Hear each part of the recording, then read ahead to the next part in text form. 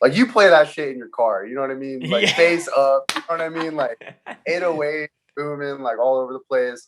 Like you feel good when you listen to stuff like that.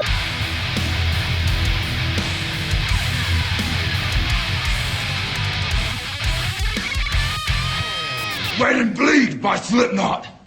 Oh, goodness. We've got to be ready for this one. Goodbye!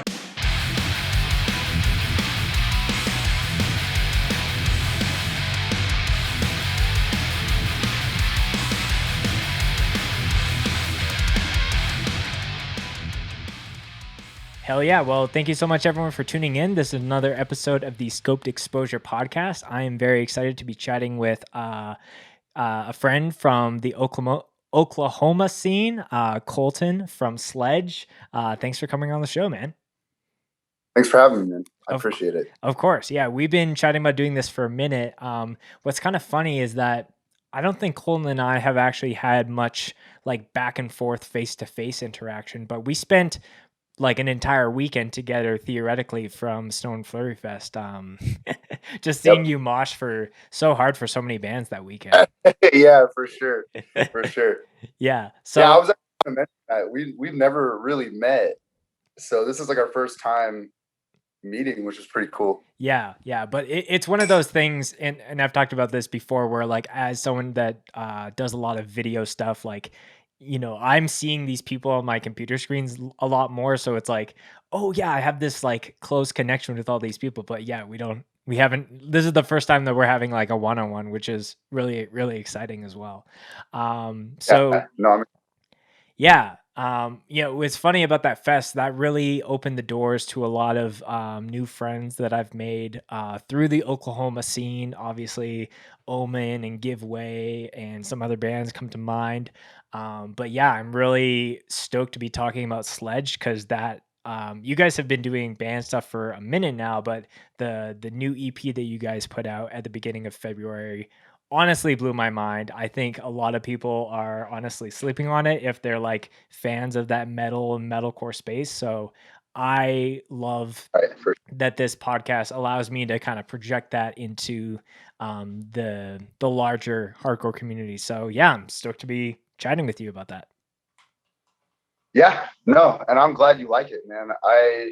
Was it was a long time coming for sure because we hadn't released music since 2017. So that's 4 years of nothing, and then we just pop out with that. So I'm glad that you like it. Yeah. So before we get talking about the music stuff per se, gotta check some bevs. So it's tradition here for the guests to go first. So tell the people at home what you're sipping on for this episode. I've got black vanilla chai tea, no sugar, no cream, nothing. So it's about as simple as, but it's amazing. Yeah, no, I'm a big fan of the chai and the vanilla chai specifically, and not changing it up too much because as soon as you add like a ton of sugar or a ton of milk, it just it's sudden tea is suddenly unhealthy for you at that point.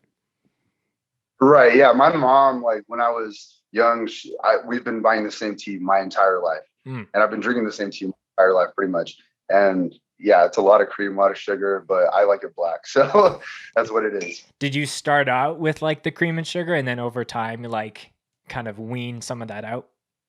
Yeah, it's the same with coffee too. Like I enjoy black coffee now just as much. With coffee, it's a little different. I like cream and sugar, but I can drink it black, and it's more apparent the older I get. But tea, kind of the same thing, but I could drink this just straight. Yeah. You know? Are you drinking it hot or cold? I can't really tell with the glass that you got. Glass. Yeah, I don't have any coffee mugs, but it's hot. Oh, okay, got you. Yeah. No, I think that's kind of funny because I think that largely is kind of the intro for a lot of people. They'll have like two cream, two sugar, or something like that. It was funny when I was growing up. It was right on my wedding day where like over the years of coffee drinking, like I started to wean it down, just do one cream, just do sugar, and then on my wedding Right. day I was like, I think from now on, I'm just going to drink it black. And a Yeah. huge reason for that for me was like my grandpa would drink like 6 cups of coffee a day. He's like a madman, but he would always drink it Yeah. black. So I wanted, looking up to him, I wanted to get to that level. So kind of use that, day to kind of mark that. Hell yeah. Yeah. I'm drinking something kind of similar. I'm sure, listening to a couple episodes, about our Bev sponsors. So I'm drinking some Say When, which is like their dirty chai. So it's like chai tea, but you got the coffee mix as well. So I'm going to do it iced. So I got the mason jar here. Pour that sucker halfway.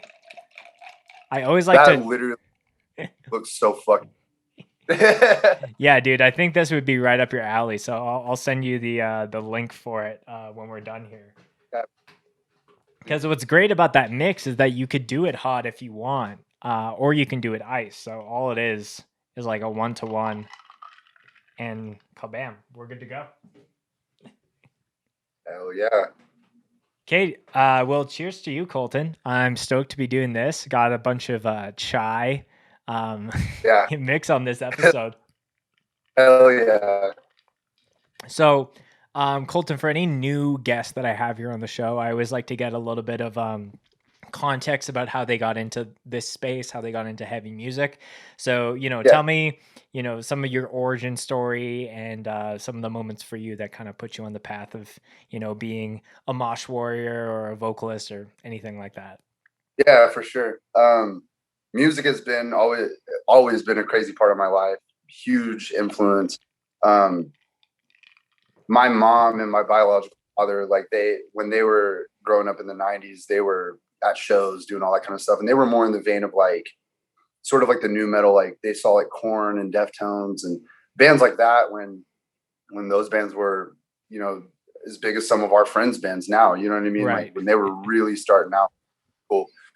And I mean, that's really how it started. My mom, like growing up, she would tell me all kinds of crazy stories, how she saw this big band in a small club, and doing all that kind of stuff and seeing, bands like Korn. She's seen them at like club settings and then all of a sudden playing arenas, she's seen them all the way through, bands like that. And so music was always kind of a big deal. I started out skateboarding first. That was like my first passion because my dad, he skates. And obviously skateboarding and music are synonymous with each other. You know what I mean? They're really expressive and have a lot to do with style. And, you always skate and listen to music at the same time. It's just, they go hand in hand. So eventually I kind of found my way into music, but the skateboarding thing and the music thing both come from my parents. You know what I mean? It's music and skateboarding, which was really cool. So I was skating all of my childhood, and it wasn't until I got about, I want to say 4th grade, where music like really clicked for me. Because I had grown up with like Marilyn Manson and Korn and Mudvayne and like bands like that, just the 90s, early 2000s, like aggressive metal or whatever you want to call it, the new metal groove kind of stuff. But it wasn't until I was in 4th grade that I had realized how different that was from everything else. Because there was like Metallica and AC/DC, radio rock, like that. But I was like, okay, that stuff exists. But then there's this new metal or this groove or, like the Sepultura and shit like that. And instantly obsessed. Korn is my favorite band. I was in 4th grade and they're still my favorite band now. And as soon as I heard them and it registered how different they were from everybody else, I was like, that's what I want to do. And so that kind of became my trajectory. Like I had started bands since then. So 4th grade was kind of like how it kicked off for me. And then being a teenager, kind of fast forward to maybe 7th, 8th grade, you kind of have friends who are sort of finding the counterculture, like, you got like skinny jeans and bands and like kids listening to Bring Me the Horizon, stuff like that. And then I'm kind of like, whoa, I listen to Korn stuff, but these guys are like fucking screaming. You know what I mean? Like Bring Me the Horizon, Suicide Silence. And that it sort of had the same appeal to me of like just the intensity and how different it was from everything that I had heard prior to that. And so I got like the Suicide Silence, deathcore, Chelsea Grin kind of deal, started going to shows. And then once I was at shows, it was a wrap, you know what I mean? And then I found metalcore and then hardcore and, kind of, got into that whole world. And then it's been nonstop ever since COVID happened. So shows every week, every 7 times a month, who knows, you know what I mean? Traveling, touring, all that kind of stuff. So but yeah, if you want to go as far back as you can go, I mean, my mom and my dad, like they're metalheads and they listen to gangster rap and like all kind. Growing up in Oklahoma, obviously there's country in there too. So I listened to everything, but metal was a thing that was like that's what I want to do. And so ever since fourth grade, it was like, yeah, that's where I want to go. That's what I want to do. Don't care what happens. I just want to be making noise like that. And so that's how it happened. Yeah. There's definitely a reoccurring theme with, some people's origin of their hardcore experience where they either come from a world where they are kind of the first generation in their line of their family to like heavier music or things like that, or they're second, third, where their parents or even their grandparents were like, yeah, like and it's crazy, like you were saying, for your mom or your dad to say like, yeah, I saw Corn in like a bar, and now they play to their audience size is like in the 5 digits as a minimum, versus like, oh, 50 people are here, that's sick. Right, for sure. Yeah. I mean, my has great, like she saw Cold Chamber when they played at like some shitty club here in the city, in Oklahoma City, and she was like, yeah, I hung out with them on their bus. You know what I mean? Like it's just tight. You know what I mean? Right. She has all kinds of stories, like, but it's like, oh, I hang out with my friends in their van. You know what I mean? Like it's really, it's like, it's kind of cool. So I don't know, just hearing stories like that. And then once she kind of like the early 2000s hit and a lot of those bands had blew up, she would tell me about stories of like my mom and my dad going to the shows and, seeing somebody get knocked out in the pit and like, being out in the summer sun all day at like some like metal fest or whatever. And just the stories, like those were the stories for me when I was younger. Like, tell me more. Right. I wanted to know every detail of those concerts or whatever, because they just seem so monumental and they seem like such a big fucking deal. And I loved it. I loved hearing everything that they had to tell me about, what they eat before they went to the show, like what happened at the show, what songs they play. I wanted to know everything, like, right? Because it was like just so attractive to me, like just the environment. And so I think it was only natural that I pursued the music as hard as I did. Yeah. Like even just you bringing up like what they would eat before and after the show, like that's a huge thing that like even when I was like first getting into shows, like I think in one of the first bands I played in, there was like, oh, we always get like pizza at this one spot like afterwards. And then that was like the show tradition for the entirety of that band. So like, people, like it's almost like when shows come back, like there's going to be, I think I started to implement this a little bit where I would like drink certain bevs before the show. Like I think I would like slam a Red Bull like just before we played, just to get that like big hit of caffeine and energy. Right. Yeah. But like it is such a live music or events of that kind have such like a your night out kind of feel to it, because you meet up with your friends, you go to the show, you go to get some food or whatever afterwards, and then everyone's getting home like past midnight or whatever. So that's a huge thing for sure. And a huge thing that a lot of people are missing for sure. Yeah, definitely. I mean, this has been the weirdest year, and I'm sure, you've had many conversations with everybody about how COVID has just wrecked everything. And it's been pretty desolate. You know what I mean? Like just being that's a shitty outlook to have, but just going without shows and without music and without having that live in your face sort of catharsis, especially for kids who are into hardcore and metal, you know what I mean? Like it's really interactive. Not having that is really strange, especially for people who go every week, or every couple of days, whatever. So it's been pretty shitty, but I think that we're kind of getting to the light at the end of the tunnel. Yeah, like I hope.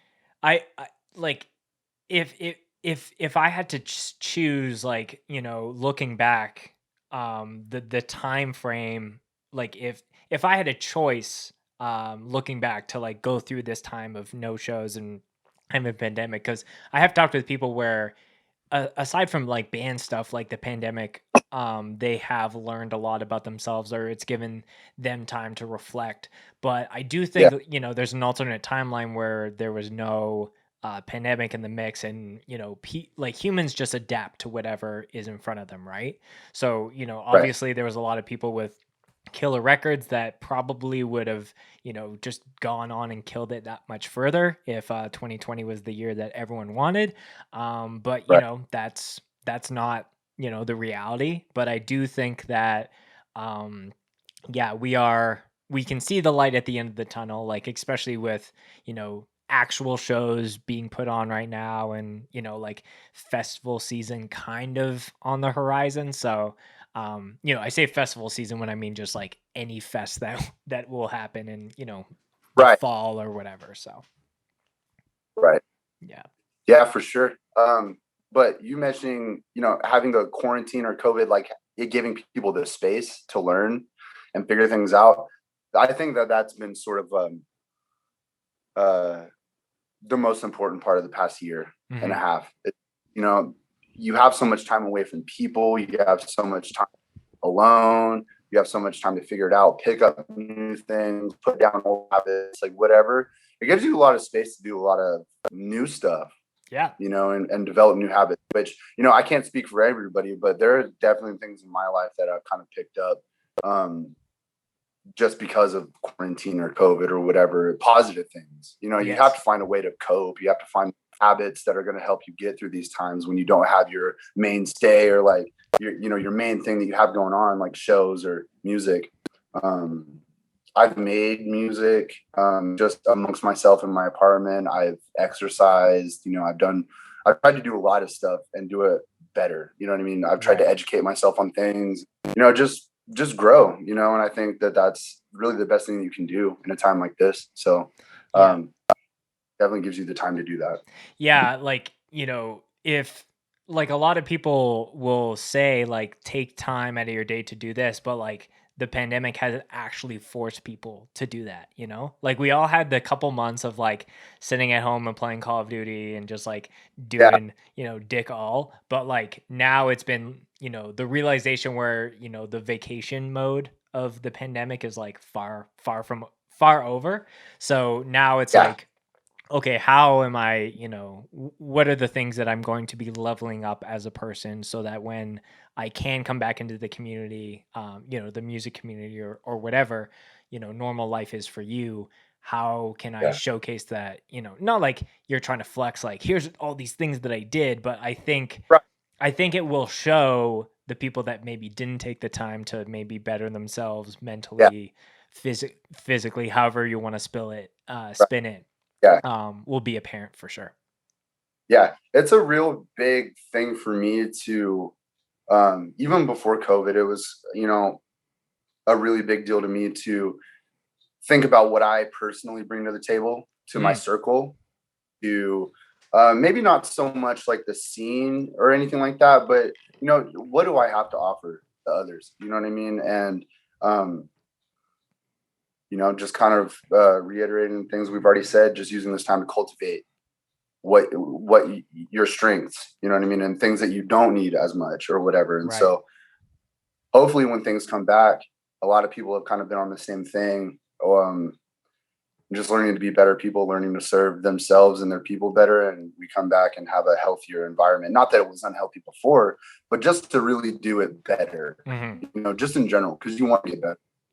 So that's kind of my headspace about it. Yeah, I like that mindset of just like, how can I, like, what do I bring to the table? Because like, Yeah, I think especially yourself coming from like a scene that maybe isn't the most talked about scene in the States. Like Oklahoma has a plethora of really cool bands, but any like I've been in that position, and I've seen other people in that position where smaller scenes need to work 10 times as hard to get half of the recognition, whether that's yep, festivals, band stuff, even stuff that I was doing with filming shows.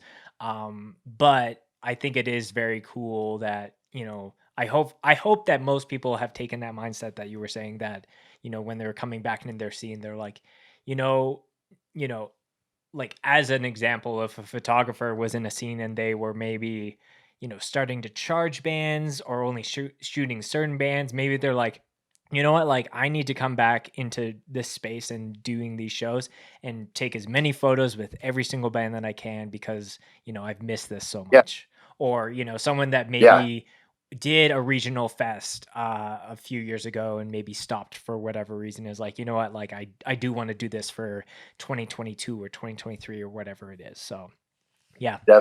Definitely. Yeah. No, So that's good stuff, man. yeah. Yeah. I totally agree with a lot of the things you're saying. But yeah, let's chat about some music stuff. So the new EP that Sledge put out, that was kind of the origin of the first time that I had heard you guys. I remember when Aaron from Promcore came on, he was he talked about you guys a little bit, and it seems like Sledge is a band that that's been going around, like you said, for a minute. The first time I saw you actually play music wise was with Of the Mind or OTM at Snow and Flurry Fest. So Yeah. that was kind of the intro to that. But the difference there is you were playing bass in OTM and you were doing vocals in this band Sledge. So just Right. pull back the, spin that back the clock and tell me the origin of how that band came to be. I think the first thing you guys put out was like 2016, if I'm thinking correctly. 2015 or 16. I can't remember the exact year. Mm-hmm. Yeah, I mean, I had just gone to shows like I'd been saying before, and everybody in Sledge goes to shows all the time. Mm-hmm. And I really, when we all got together for the first time, we maybe were acquainted. Like I didn't really know the guys, Eric and Kevin. I just known them from bands that they'd been in, but we weren't like tight. You know what I mean? I wanted to play guitar in a band, and there was a friend from school that I was trying to start a band with. And Eric had asked me, because I would post like vocal covers and shit like that on Instagram.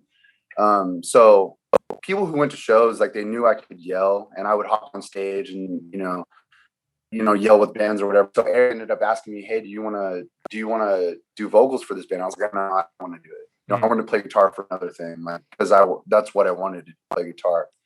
And then he sent me a demo of one of the early Sledge songs, and I was like, you know what? That's pretty tight. I was like, I'll give it a shot. And then we ended up practicing, and then we didn't stop. And then we played shows, and we didn't stop. We played a lot of shows, like 2015, 16, and 17. I wanted to play as many as I could. You know what I mean? And initially, it started out like when I joined Sledge, it wasn't like, oh, I want to be the biggest or the best or whatever.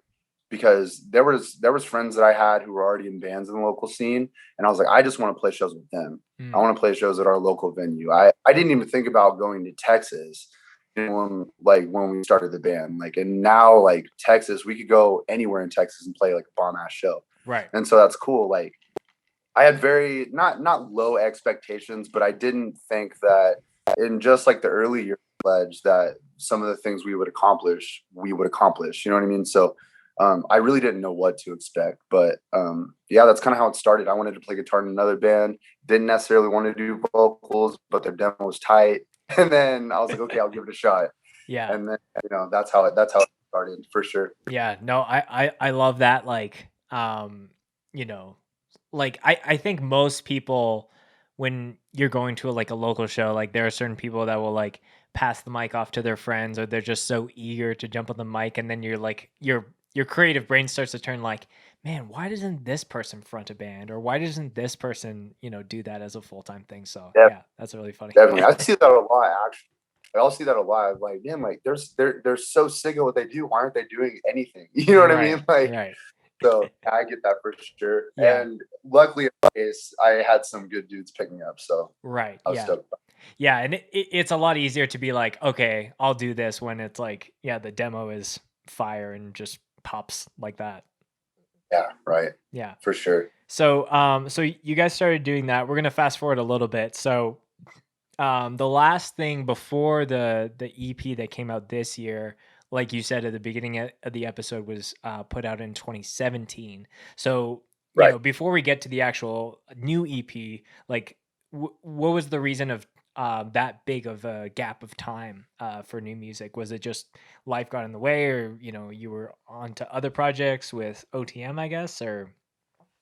So Sledge had toured a lot in 2017, and then in the first half of 2018 we were touring a lot as well. Sure. And to be brutally honest, even though we were putting out the EPs or the promos or whatever, and we were touring a lot, there was sort of a chemistry issue between some of us. And so we ended up just, I guess, if you want to call it a hiatus, I kind of hate that, but like we just kind of went our separate ways. We played our last few shows, and then it was like, okay, this isn't going to be a band anymore. And so they kind of like, so the vocalist for OTM, Tyke, he played second guitar for Sledge in 2018.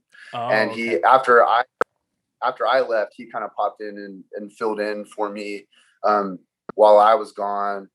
And then they just kind of dispersed after a while. And so Sledge was really non-existent from 2018 up until the end of 2019. So it was like a whole year and a half that we were just not a band. We didn't play shows. We really didn't even talk. And I was busy doing stuff with Tyke and some of our other buddies in OTM.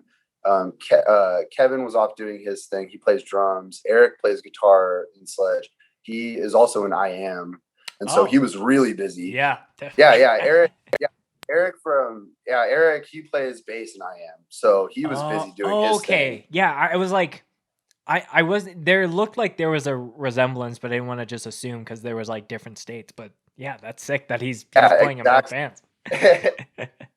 Yeah. So he was really busy, and then while Sledge wasn't a thing, we were all off doing our thing or whatever. And then for me personally, OTM I was playing bass with those guys. And my first show with them was Promcore, which was really cool. Aaron does that. Yeah.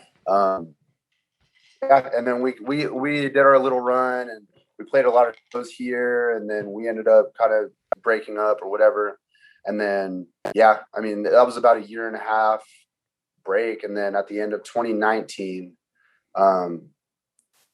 Aaron asked for Sledge to play Promcore. Hey, do you guys want to come back and play this one off? And we were like, okay, yeah, sounds cool. Everybody was pretty enthusiastic about it. We were on board. And then Eric texted me and was like, why don't we just do the band again? And I was like, oh shit. Cause like we had grown and we had matured or whatever. And we kind of found common ground as far as creative chemistry goes. Hey, let's try some new ideas, whatever. And so we're a lot more cohesive as people now. And everybody was really enthusiastic. And then Jacob, he plays guitar in Sledge. He also played guitar in OTM. I was like, I'll come back and do this band if Jacob comes with me, because him and I click like that. Like we're on the exact same like creative trajectory, which is really cool. So I was like, if Jacob comes with me, then I'll be more apt to working with everybody. Yeah. And it's not like we beefed or anything, but it's like, if we're gonna do this, I want it to fit like a glove. You know what I mean? I really want it to work creatively. And then so we wrote all of the rest of 2019, and we wrote all of 2020. Fast forward to September of 2020, that's when we started recording the EP, and then we put it out in February. Yeah. So yeah, it was kind of like a lot of us moving around and not working out, coming back together. That's pretty much the situation. So yeah, I like that though, where instead of just being like, trying to make a huge dynamic thing of like, no, this, the band's broken up or whatever. It's just like, no, we could just hit pause for a little bit, do some other things, and kind of coming back as like a new with a new spirit, kind of. Which I think we're all really enthusiastic about what we've got going on now. And I can't for everybody, but I know for me, just being a little bit more grown up, because I'm only 23 now, and being 19 and being 20, like you're not going to have a lot of social practice, you know what I mean? And I have my personality, right? And sometimes it doesn't mesh well with others, you know what I mean? And that's kind of the deal, especially being somebody who's that young. But you give yourself some time, and you give yourself some space to grow. And all of us in Sledge, we all really care about one another, and it was kind of like one of those things. It might have been meant to be, for us to all be creative partners and work on this project together. So yeah, I wouldn't want to do it with anybody else either. Despite like all the creative problems we've had in the past, like they're my people for Yeah. sure. Yeah, but it's also kind of nice because it's not like you guys disappear and then like this new band appears out of nowhere. It's like you still get to play on like the the longer legacy that that band has versus starting completely from scratch. Definitely. And we have two new faces with us. Jacob from OTM, he wasn't in Sledge prior, and then our friend Jake, he plays in a band called Moonphase from Houston. Oh, okay. And they're like a shoegazy kind of grungy band, really fucking loud and really rad. It's sick. But he plays bass for them and Sledge. So we're a 5-piece now, and then it's me, Kevin, and Eric. We're the only like original members, but this is the best lineup that we've had. And I'm not just saying that because that's what's going on now. Like we're Right. all just really excited, like because before this, I mean, Sledge never really had like a permanent bass player. We did at the beginning, but we always had fill-ins because our bass player Abram, he had like his career going on, so Sure. he couldn't tour. Yeah. Like but we always had fill-ins, stuff like that. But now everybody's on board, ready to, I feel like we're at full capacity right now as far as who we have in our group, which is really cool. Right. No, that's very cool. Yeah. Okay, so yeah, let's talk about the latest EP, which is called The Pitch Black Night Without Headlights. Kind of interesting name, and maybe we can chat about that. But that's like a 4-song little thing. Ironically, you guys put out a single on I just put out an episode with Lumpy from Sanction, and one of his bands put out a split on like New Year's Day, and I was like, oh, that's so badass, just to be like, this is the first thing that of the year or whatever. But the first single of that EP, you guys also put that on January 1st as well, I realized today. Yep. Was that kind of the same thing of like, no, let's be like first out the gate this year? Yeah, sort of. It was kind of like we had been sitting on the music for so long, and it had been with the whole COVID thing, because the initial plan was to release this EP May of 2020, because that's when we were going to play Promcore. It started out as let's play this one off, but let's have a bigger drop. Let's play this fest, and then let's drop the EP at the same time, so people are like, oh shit, it's not just a one-off, they're a band again, because we didn't do anything forever. But then COVID happened, and then it was like, okay, well, now we have more time to work on it. And that's exactly what we did. Went back, we tightened up some of the things that we didn't like, and then I got to work a little bit more on the lyrics and all that. So after it was recorded, which took, I can't even remember how long that took, maybe a couple months, because we were really specific about it. Yes. New Year's Day, it just kind of like, okay, well, if there's going to be any day that we release it on, it should be that, because we spent so much time on it. And it's not because New Year's Day is like something special or whatever, but it has the significance. And so we're just, let's pop into 2021 with this and see how people take it. So it really, we didn't put a lot of thought into it. It was just the day, Yeah. So. Yeah, and that track specifically was the first time that I heard you guys, and like, I love, like, especially when I'm looking for songs for our like playlist or whatever, any song that just like gets right to the like straight to business, like there's no like kind of like spooky lead in or things like that. Like the fact that you guys like start off with that blast beat, I'm just like, oh, okay, like there's some sauce here, like let's go. So yeah, like that gave me a lot of anticipation for like when the full thing came out just a month later, and like there was, I'm very curious on how much doctoring from, I guess, when you guys wanted to release it in May to, like over half a year, with extra time to do that, because I felt like a lot of the stuff that you guys did musically was so meticulous and well thought out, like really making sure like certain parts like just hit you like a hammer straight in the face. Everything sounded like super tight, but like super raw at the same time. So, like, do you think it wouldn't have been something as, not like it wouldn't have been something good, but do you think that extra 6, 7, 8 months in between when you wanted to release it to when you did was like necessary for the music process? Yeah, definitely. It was crucial because I think May onward was more of like, okay, let me go back and like figure out these lyrics a little bit more, make them more thoughtful, make them more my style, whatever. But yeah, I mean, I would go over to Eric's because that's where we write, and we would just flesh out ideas. You know what I mean? And some of the stuff that made the EP was literally like were happy accidents that we had while we were writing. Like that was not supposed to happen, but it sounded tight, so let's work with it. And then you know that whole evolution happens until the song is finished.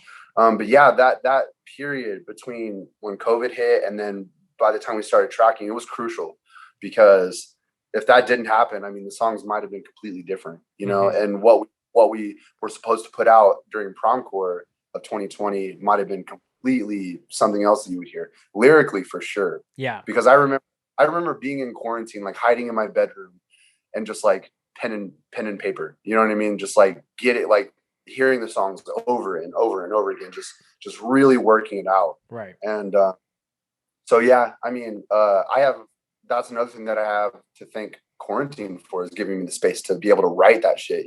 So Right. sure. Yeah, I definitely would like to talk about some of the lyrical content. But you brought up that there was like happy accidents when you were in the recording process, and I wasn't sure if I was talking with you or with Eric through the DMs because there's that part in you can hear the horns start to blow, which is like the outro. And Yeah. dude, when I heard that for the first time, I'm like, my jaw, I was like, what the fuck is this? Like, Yeah. out of anything that I've heard this year, that has been one of the most mind blowing parts that any band has put in their music. So for anyone who hasn't heard of that song, can you just explain what happened and how you guys just rolled with it? So we were trying to figure out a way to close the song, and we wanted to make it to where the end of horns would transition right into a pitch black night. Mm-hmm. And I can't remember. We were at Eric's and we were messing around with some pedals, and he was doing like a loop thing on our on Logic, Okay. which is the program that to demo out all of our songs. And I remember I just heard like the glitchy like I heard that thing and I was like, that was fucking raw. Just loop that over and over again and put a beat underneath it. And he was like, what the fuck? He's like, what the fuck? Like, I don't know. But he's like, all right, I'll give it a shot. And then we did it. And we like, it was me, Jacob, and Eric, and we were in the same room and we were just like, yeah, that's sick. Like, it was not supposed to happen at all. Like, we were going for something way different, probably like some low, like doomy, like sounding thing. Right. But it ended up like this really glitchy, like deep beat, like kind of like it just sounds fucked up. And right. It made sense. I just liked it, and I thought it was a good segue into the other song. And a lot of that stuff we had to do like post recording because like for obvious reasons it sounds really like glitchy and fucked up and low and whatever. So but yeah, I'm glad we were able to replicate it from the demo version to the actual recording version because it's something that we kind of didn't even remember how we did it. So it's like, okay, how are we going to bring that back? Like, what did we do? Right. I was like, I don't even remember, but we ended up getting it, and it's pretty spot on to what we had made before. So on the demo version. So yeah, but that was the happy accident. That was not supposed to be there. Yeah, no, I've done that so many times where I'm writing a guitar riff and I only record an audio clip of it, and then I'm listening back. I'm like, where are my fingers supposed to be, or how did I make that noise or whatever? But I just love that visual of like had the loop function on and just like, because honestly, when you hear it, it just like you're like, wait, what's happening? It's like, damn. Yeah, right. And then the drums come in, and then like it picks up, and you're like, I honestly was just like, whoa, what's going on? So I hope that you guys are able to execute that in a live setting, because I feel like you would get as many people two-stepping to that just like droney guitar loop as you would with any of your other parts.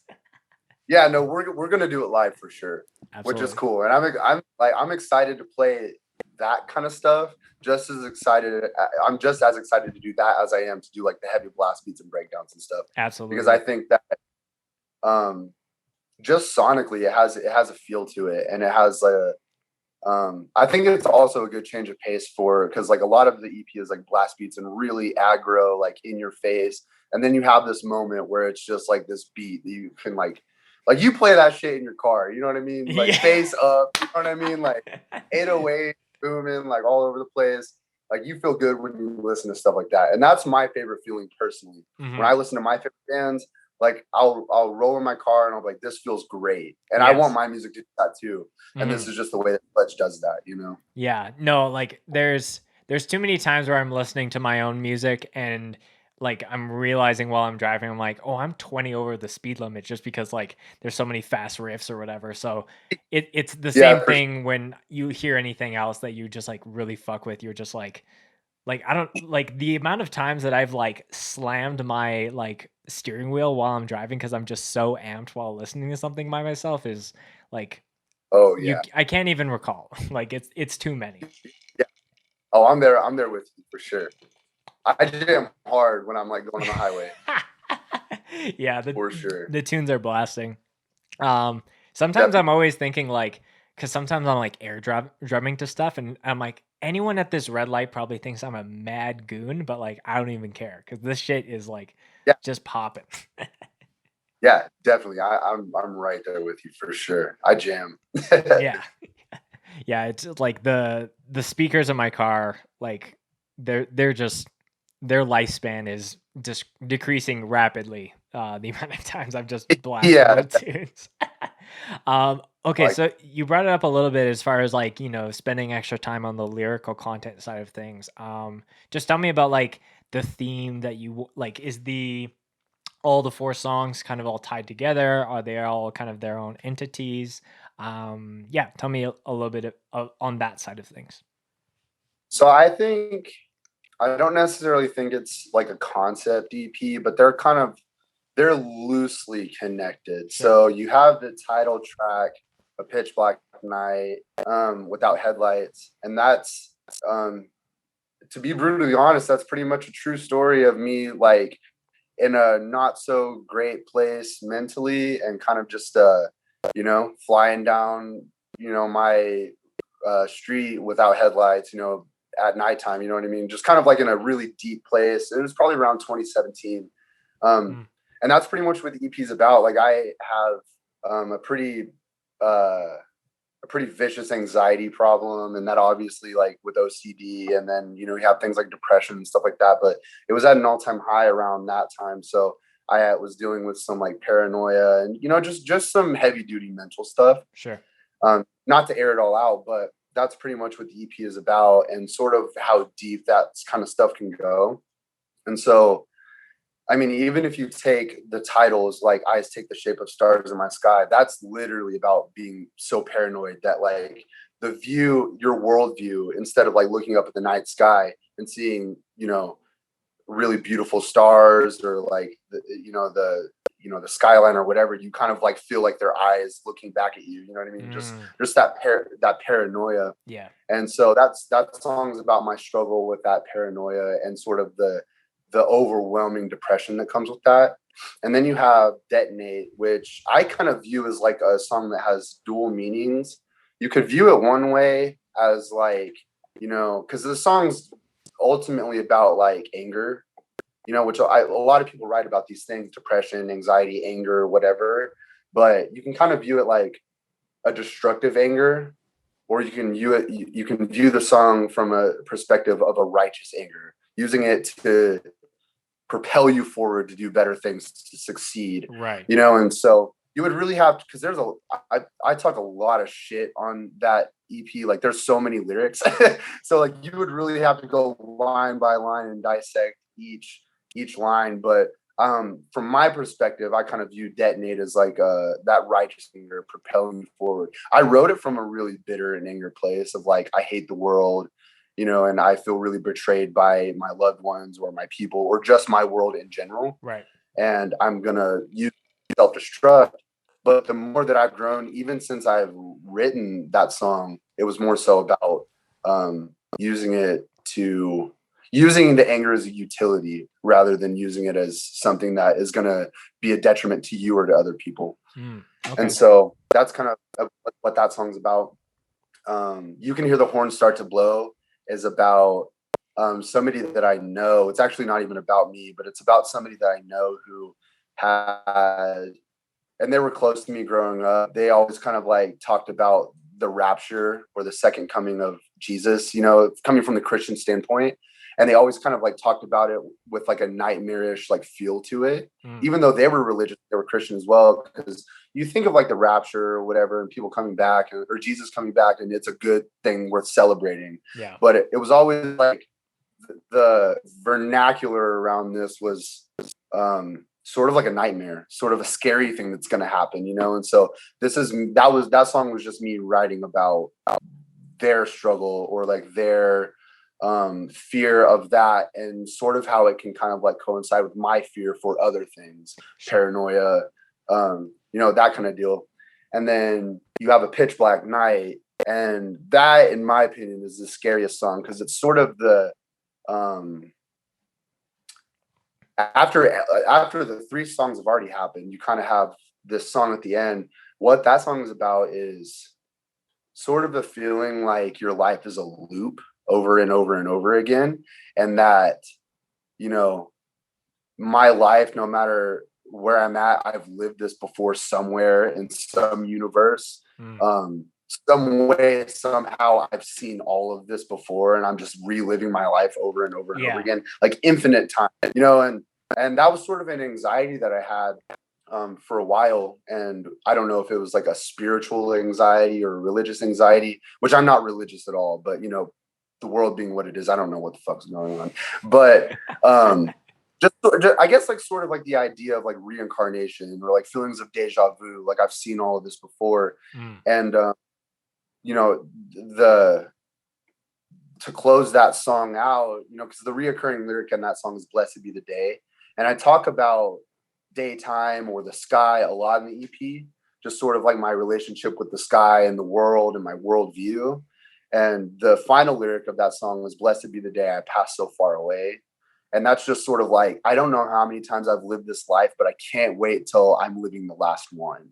Like, it's really deep, And so it's like hyper suicidal. I don't know, like in a way, like my spirit is suicidal in a way. And, and it's just coming from that place of like being 20 years old, just being really unwell mentally, and sort of like having sort of the existential crisis that I feel like a lot of young people have, and maybe a spiritual problem as well. But I mean, and like I said, every song in the EP, like if you really wanted to go through and dissect every line, I mean, there's a lot of like, and I'm just giving the overview, but there's a lot of stuff there that I could talk about for days, because it's my life, But it's a pretty scary EP, and Sledge has always been kind of a band that has been really cathartic for me. If you listen to any Sledge release, I'm getting something out, But this one was like a spiritual like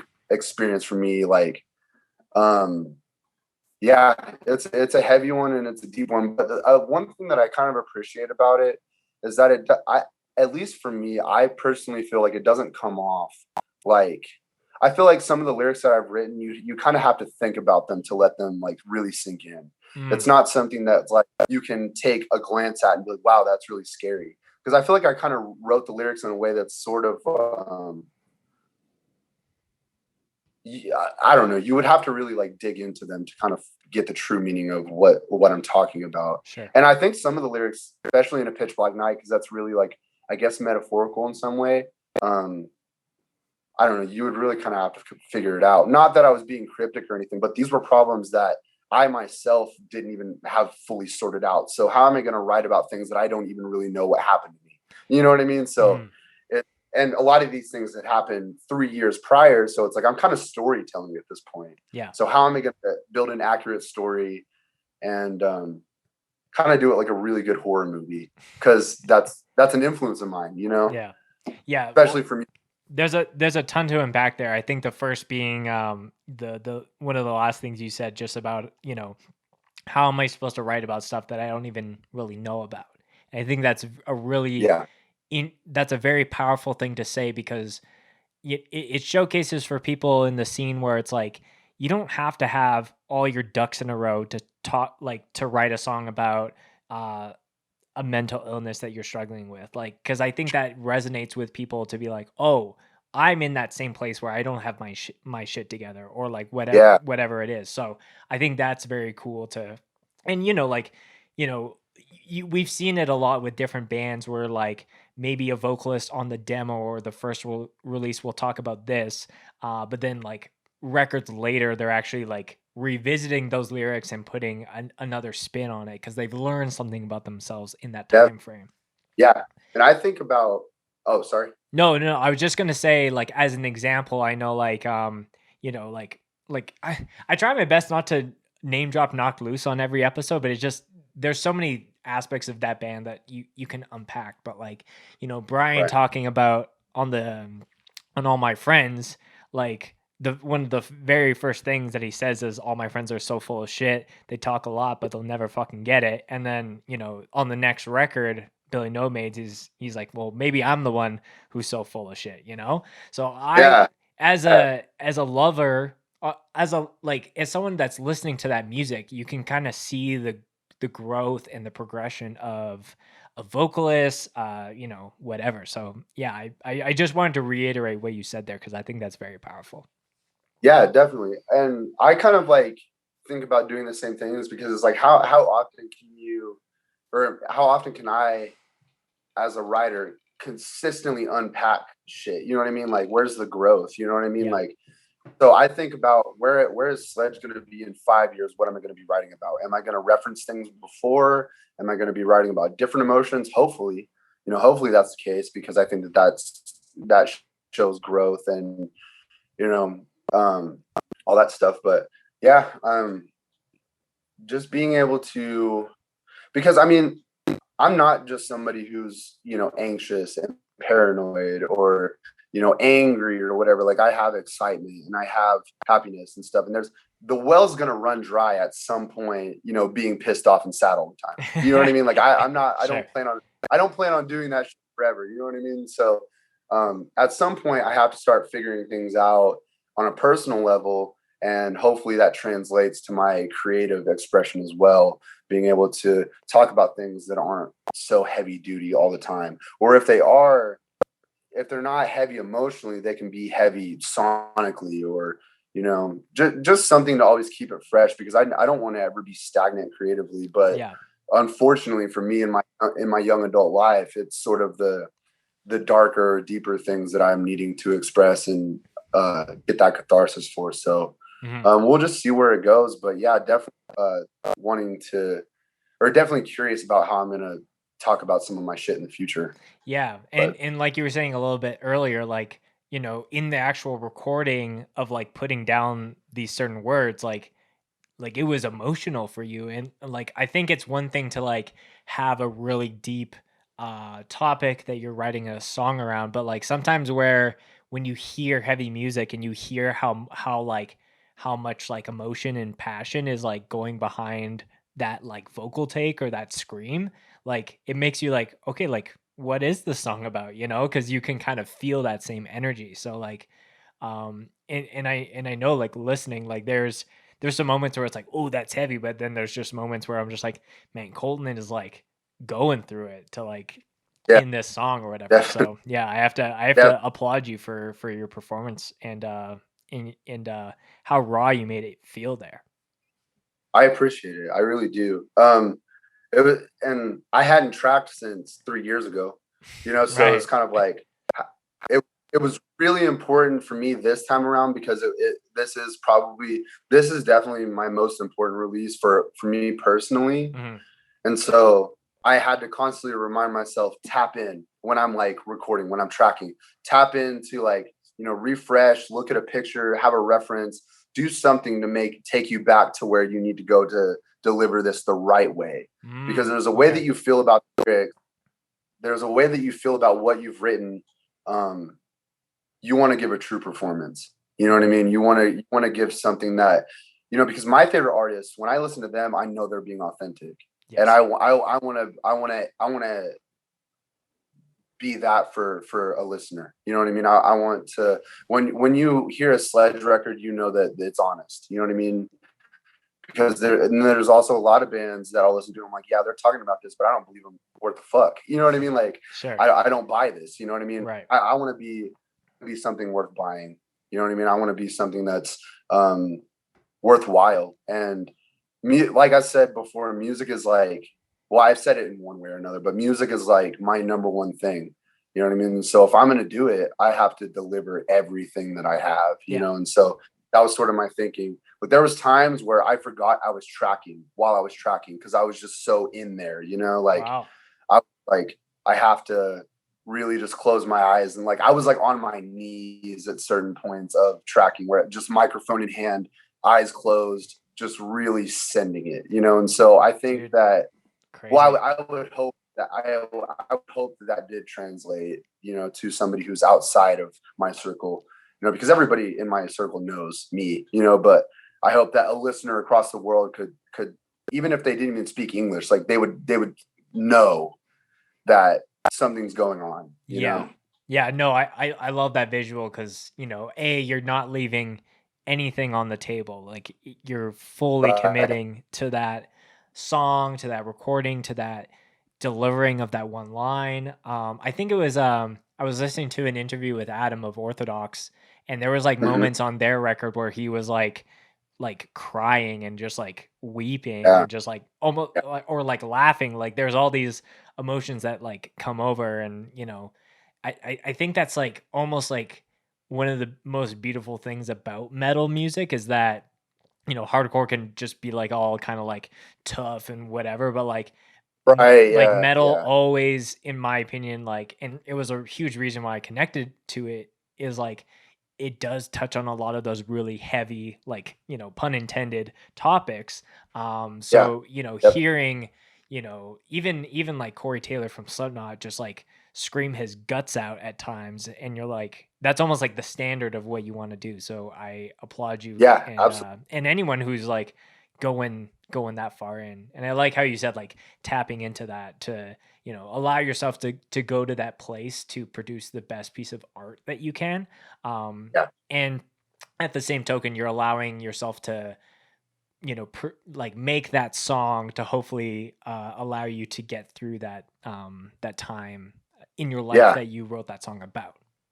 Definitely. And you mentioned Corey Taylor. Iowa by Slipknot is like, that's my blueprint. You know what I mean? Like, that's my because if you listen to the stuff on that record, it's so nihilistic and so just visceral that I buy it. You know what I mean? And I trust it as, honest work and honest creativity, and sometimes too honest, like so honest you're ashamed to express that, you know what I mean? But it was still done. Yeah. And that's really important for me as a listener, and as somebody who's going to be able to create stuff like that, is to do something that's honest. And how you mentioned before is like, I go to hardcore shows and I have friends who are in hardcore bands, and I love hardcore bands, but I am by no means like a tough guy. You know what I mean? Like, you know what I mean? I'm not one of those dudes who's just hard and like thugged out all the time. Like, that's just not in my veins. You know what I mean? Like, I'm something else. And so it's hard for me to connect with that in a way. You know what I mean? Like, I connect more with like the vulnerability. And I feel like not a lot of people talk about the vulnerable stuff that, well, yeah, no shit, because you're afraid to talk about it. You know what I mean? Like, it's hard to talk about, it's hard to communicate and articulate to other people. But, and I find that a lot more in metal bands, to be vulnerable and stripped down. Whereas like, and I'm not shitting on hardcore by any means. I love hardcore, but it's just like, I'm not,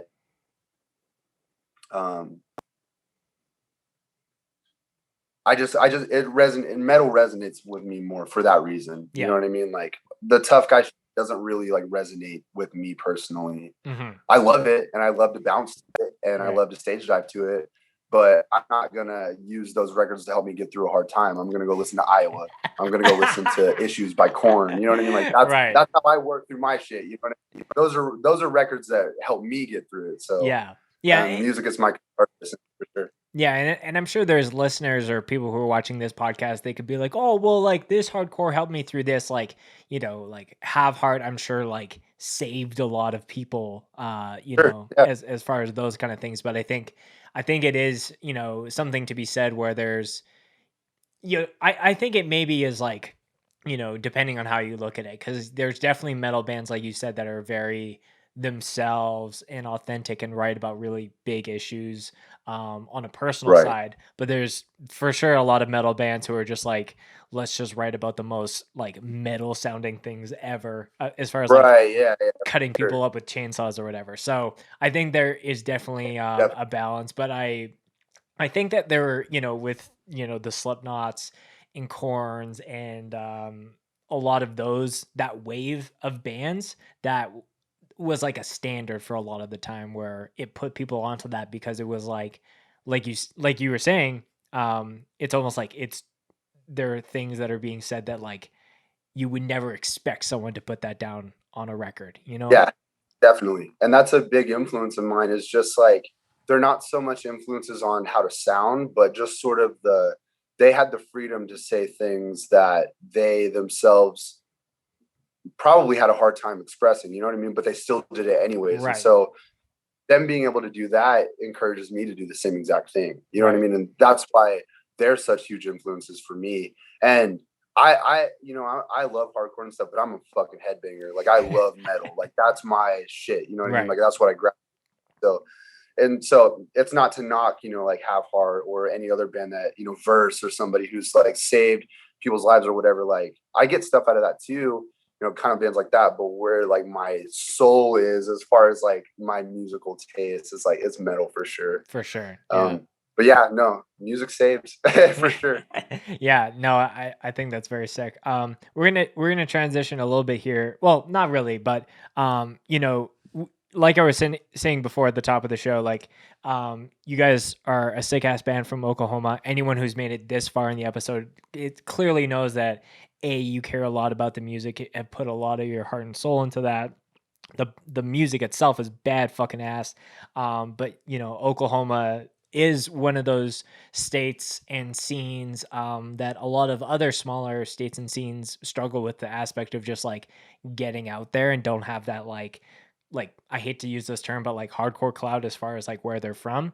So just talk to me about that. Like obviously there's been a plethora of really cool bands that I've had on the podcast, had on the playlist, got the pleasure of even filming in a live setting. So just talk to me about like how you're trying to, you know, like you were saying, like be involved in your scene, whether it's through the bands or through other means, and how to, you know, because I think a lot of scenes maybe don't have that you know, cool aspect tied to their scene name, but like over the years they can do different things locally to help bring more awareness globally, if that makes sense. Yeah, definitely. One thing that me and all my friends have said for fucking ever is that Oklahoma has the sickest bands. Like, I think that Omen's sick, fucking Strangled, The Tooth, Shame, like, and Sledge, like all of us, like I love every single one of those bands. You know what I mean? And so it's like we have the bands, and some of those bands are made up of the same people or whatever, but you know, we're not like the coast. Like we're not spoiled with the good shows, and we're not spoiled with, you know, fests that get a lot of coverage. You know what I mean? Like we had Hate 5-6 to Promcore of 2019. Hate 5-6 did that, which was fucking awesome. But still, we still are one of those scenes that is going to have to fight for anything that we get. Like a lot of scenes in the Midwest. Yeah, you know what I mean? There's a lot of great fucking bands from places that you would never hear of, and then never hearing of those bands because you never heard of the place, you know, whatever. And yeah, I mean, metal shows out here are awesome when they happen. Hardcore shows are awesome out here when they happen. And we do have like a small hardcore scene or whatever, but I think that I think it's a gem. You know what I mean? I think we bands who come through where it doesn't matter if there's 20 kids there or 100, like we're going off. You know what I mean? And that's the cool thing. and we also have that same sort of aura in our scene of, you know, the kids are really fucking grateful because we don't know what it's like to be spoiled with a bunch of shit. Yeah. You know what I mean? And so, and the kids who've been going to shows in Oklahoma have been going to shows for 10 years because, you know, we're all here and we're all doing this. It's not, we don't have it's not a revolving door for us. Right. You know what I mean? So we're seeing a lot of the people, we're doing a lot of the same bands. We're all going to the same shows. Something that I wanted to do post COVID when shows come back is I've never booked shows, but I want to start putting on shows, really networking, finding, you know, stay at my house, stay at these guys' house, really set people up. So even though you're not going to come to Oklahoma and have like the craziest fucking 500 people show, you're going to be set up really well and you're going to have places to stay. You're going to be taken care of and you're going to be appreciated. Right. And I think doing that and expanding it, putting out, you know, sharing our local music, whether it's hardcore, metal, grunge, industrial, whatever, because we have a lot of stuff that's great from here that's not in our vein. You know, Sure. We have a lot of cool hip hop. We have a lot of cool hip hop stuff. We have a lot of cool like grunge and industrial stuff. Like there's a lot of stuff going on here. We just have very little traffic because we're in the middle of the country. Right. So it's just kind of like doing the best band out and share content for our local bands and doing the best we can for those local bands, you know, putting them on shows, you know, whether you're a bigger band, like say like us or Omen or Strangled, or doing like a band full of like 16-year-olds, like put them all on the same show and do mixed bills too, Right. you know, just so we can network and have more people on shows. Because I'm not going to be unrealistic and say like, oh, when shows come back, we're going to have hundreds of people out there, Right. out at our shows. I know that's not going to happen. You know what I mean? But doing, you know, that's our table that we're sitting at. What are we bringing to it? You know what I mean? And so what can I personally do to make sure that, you know, whoever comes here, whoever is playing here, that they're taken care of and that we have a good thing going on. Mm-hmm. And I feel like that's kind of been sort of what people have said in the past, you know, before COVID even happened, that, you know, kids out here are really grateful and we've got a lot of good things going on. But when COVID or when shows do come back, we'll do that, but times 5, times 10, Yes. times 100. Like we'll just build on that. You know what I mean? Like we're seeing that it has to fight. We're seeing it's going to have to build, and you know, DIY venues, support them. We've supported DIY venues here even during COVID without going to shows. Yep. You know, they'll do like Mass Movement, which Aaron runs Mass Movement. He'll do the live stream. Mm-hmm. You know, $5 to watch his live stream or whatever, and then so kids will watch those, and then, you know, we'll start like GoFundMe's or whatever, just making sure that our scene survives in a time like this, you know. And then when it's over, we come back and do everything that we did before, but way better. Yes. I don't have a blueprint. I don't have it mapped out. I don't have a list, but there's just ideas floating around. Like, and I would like to book shows and like to book good shows and on any level, and just really run it up and do good for where I'm from. And so that's sort of the stuff that I've been.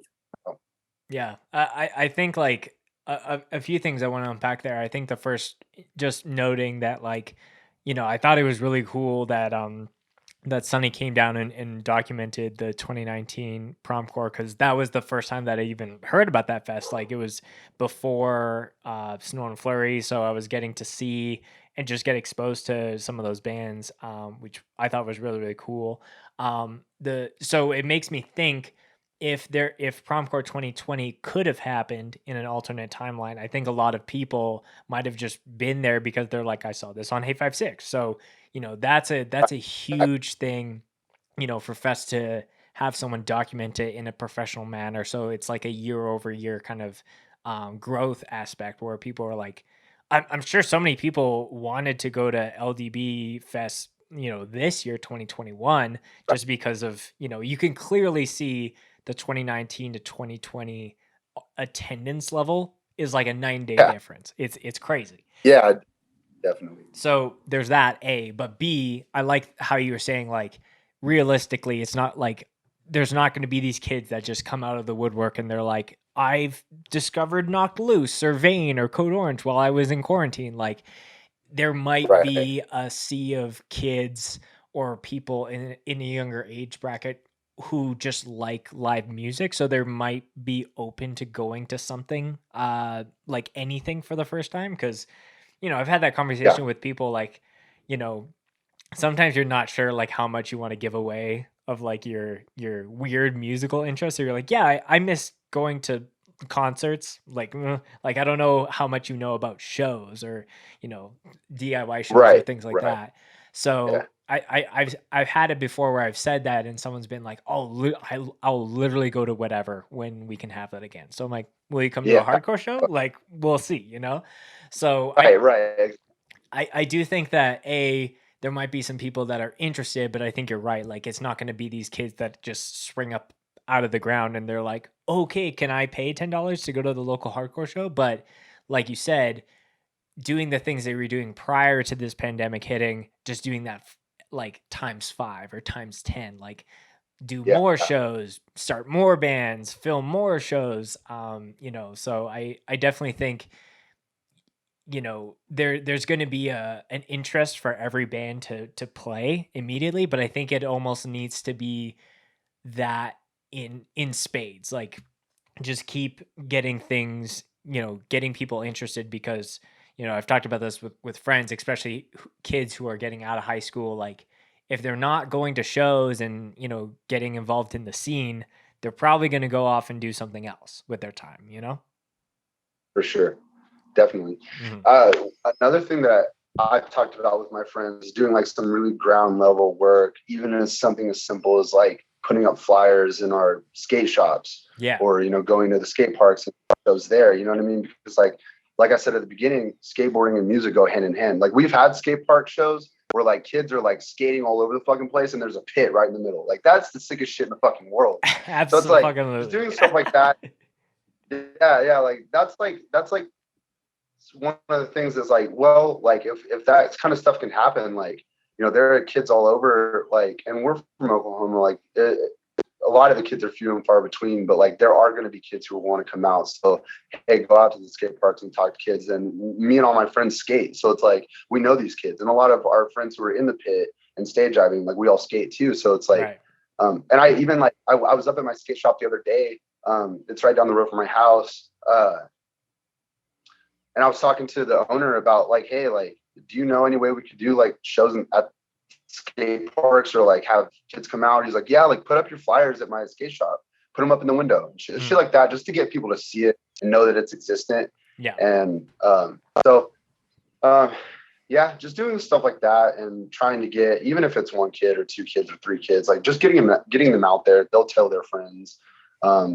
Just that kind of stuff, word of mouth kind of stuff, because that's a lot of how hardcore works. You know what I mean? Word of Absolutely. mouth. Yeah. So, It's like you spending a day like flying up your like city for a show. One kid comes out, has a good time. He goes back to his school, tells his 10 friends, and then they all come yeah, and then they start like this cool band and blah blah. Like, it just like it's small things like that versus like expecting that you like flying up this block or whatever is going to bring 100 new kids to that show.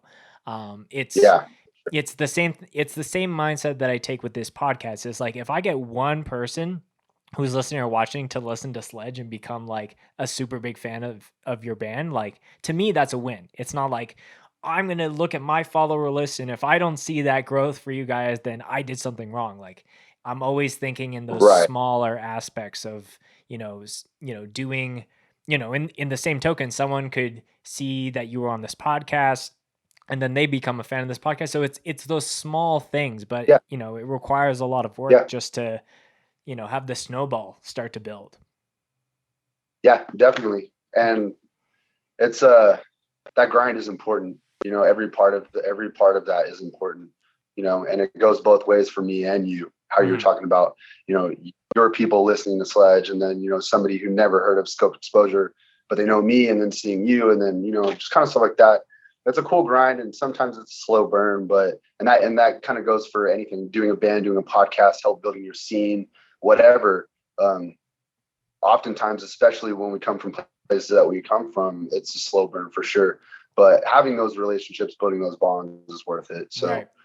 Yeah. And it like, doesn't have to be. It doesn't have to be whatever. So Yeah. Like for me, it's not like I'm trying to like have this podcast get as big as some of my friends who maybe start a podcast and they're based in New York or they're based in California or places like that. right.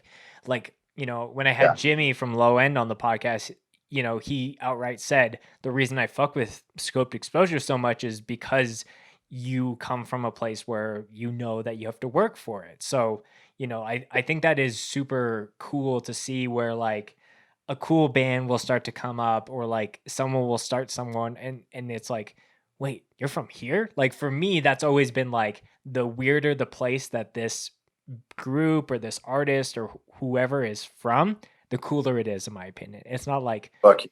yeah, like I don't like people to, oh, like where's this band from? Like that shouldn't be a reason to like listen to the band or not. It should just be like, oh, like this band is from Boise, Idaho. That shit is so sick that they're from this like tiny little pocket of the country, but they're writing some of the most badass music that would compete against the big bands from New York and LA and Florida and all Yeah. these places. So I love that. It's funny that you mentioned Boise, Idaho, because I was filling in on bass for Omen in 2018, and we played Boise, Idaho, and there was a band that opened for us, or they played right before us or whatever. They were fucking ill, and like they were just kids. Yeah. You know what I mean? Like literally what you just said happened to me.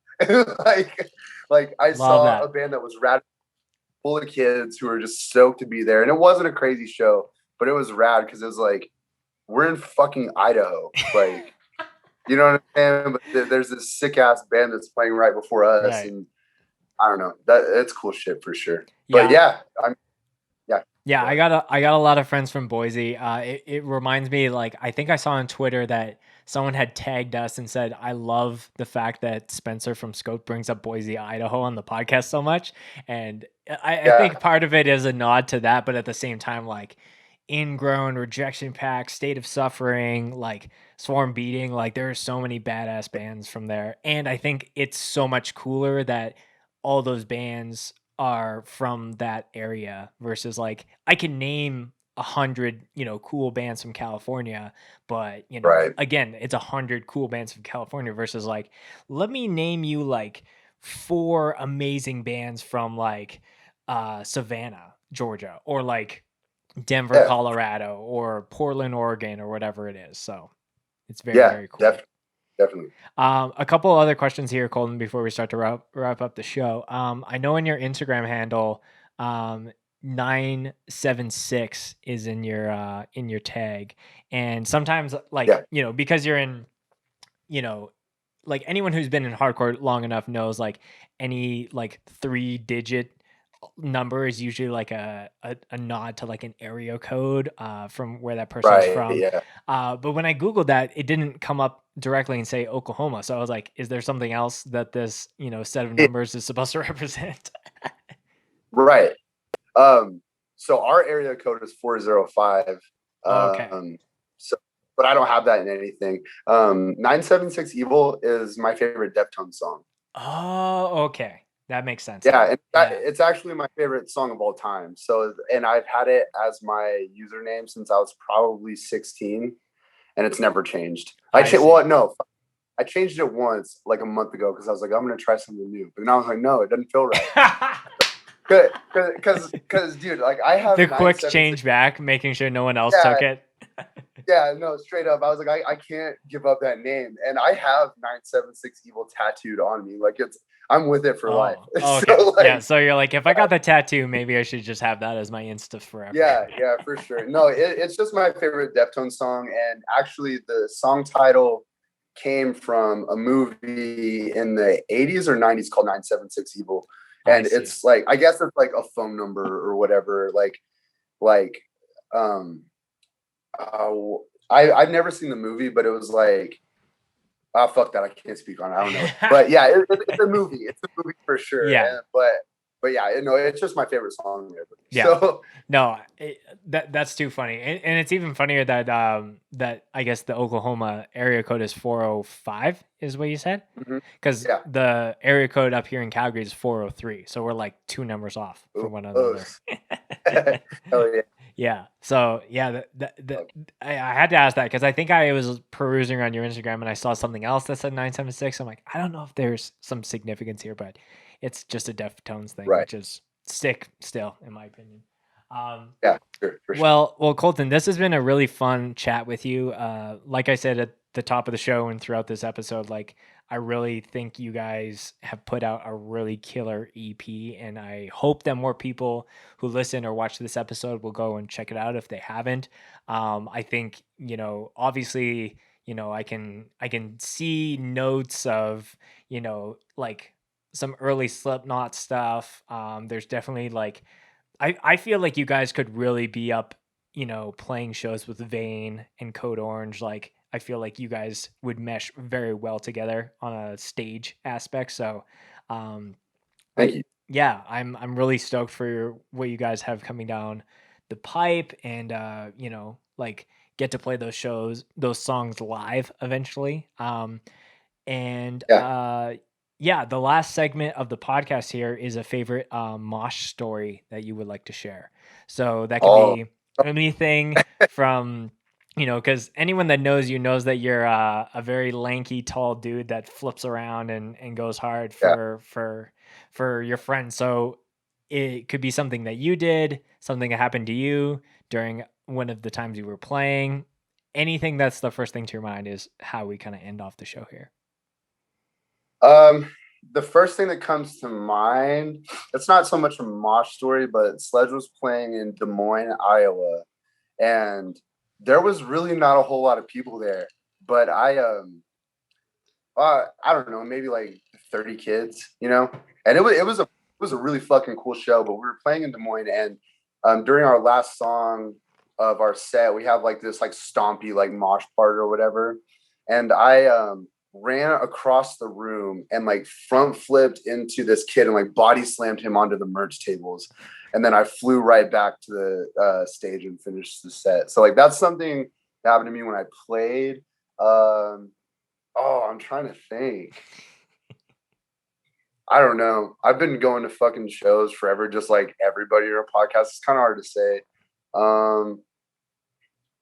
One of my friends moshed nearly butt naked one time, which was fucking nuts. Oh, okay. He had like a fucking I don't know what it was. He had like a thong on or some shit like that. And I remember just watching it, and I'm just like, what in the fuck is going on, dude? Like get away from me. Like right. I don't want you to get near me. Just shit like that. I don't know. Like typically I'm too busy like front flipping, so all I see when a band is playing is just a blur.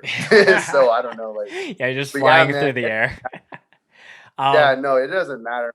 Like, I just like to go, and me and all my friends, like literally every single one of my friends, like we all mosh and stage dive and shit. So right. I mean, fighting them is fun. You know what I mean? Like it's a good time. I love it. It's funny that you brought up your friend who was moshing pretty much naked, because I remember vividly how I found out about Varials was through an article of someone was moshing naked at their like CD release show. Oh, dude, that was forever ago. Yeah, it was a while ago. That was like before they got signed. It was like kind of I think that they did that split, and I think it was for that. And I was like, there's just no way that this dude is like, oh yeah, he's full on naked, like just shoes. I don't know if he was even wearing socks, just shoes only. Yeah, no, I was in high school when that happened, and I remember being on my phone at my desk and being like, "What the fuck is going on?" The teacher comes by, and you're like, "Oh, nothing to see here." Yeah, that shit, I would never do that in a million years. Like that's like a bad dream you have. Like when you're at a show, accidentally kid, and then you wake up and you're like sweating. You're like, what the fuck is going on? Yeah. Like I don't know. Fuck that shit. I would never, dude. Yeah, there are a few hard lines drawn for people in hardcore. Like, oh yeah, I'll do that, but like I think moshing naked is it's not for the faint of heart for sure. It's a special fucking breed of people. Absolutely. Like you're bold. Yeah. Well, shout out to all the naked moshers out there. Colton, this like I said, has been really fun. Anything that you want to shout out, plug, send the people off with before the episode wraps up? The floor is yours for whatever you want to end on. Yeah, check out the Sledge EP of Pitch Black Night Without Headlights. My friends Omen, my friends in Cell, The Tooth. Yeah, that's about it. Yeah. Oklahoma hardcore. Yeah, Oklahoma's doing it right. Listen to that EP. It fucking slam dunks. Especially that last song. You be dumb not to bop to it when it's looping like that. So again, thank you for coming on, Colton. This has been really fun. Yeah, thanks for having me, man.